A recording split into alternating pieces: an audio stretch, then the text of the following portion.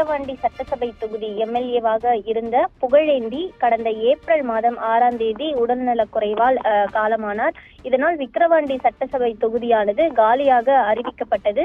இதனைத் தொடர்ந்து இந்த தொகுதியில் இடைத்தேர்தல் நடப்பதற்காக ஜூன் 10ஆம் தேதி இந்திய தேர்தல் ஆணையம் ஜூன் 10ஆம் தேதி இடைத்தேர்தல் நடத்த அறிவிப்பை வெளியிட்டிருக்கிறது.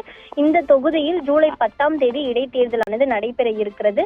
விக்கிரவாண்டி தொகுதி சட்டசபை தேர்தல் ஜூலை 10இல் நடைபெறும் நிலையில் வேட்புமனு தாக்கலானது தொடங்கி இருக்கிறது. இந்த இடைத்தேர்தலில் போட்டியிட விரும்புவோர் வேட்புமனுக்களை வட்டாட்சியர் அலுவலகத்தில் தாக்கல் செய்து வருகின்றனர். இந்த நிலையில் திமுக வேட்பாளர் அறிவிக்கப்பட்டிருக்கின்றனர். அதே போல தற்பொழுது நாம் தமிழர் கட்சி சார்பாக போட்டியிடக்கூடிய வேட்பாளரை தற்பொழுது அறிமுகம் செய்திருக்கின்றனர். அக்கட்சியினர் வருகின்ற ஜூலை 10 அன்று தமிழ்நாட்டில் நடைபெற இருக்கக்கூடிய விக்கிரவாண்டி சட்டமன்ற தொகுதிக்கான இடைத்தேர்தலில் நாம் தமிழர் கட்சி சார்பாக மருத்துவர் அபிநயா என்பவர் அந்த தொகுதியில் சட்டமன்ற உறுப்பினராக போட்டியிட்டு நிற்கிறார்.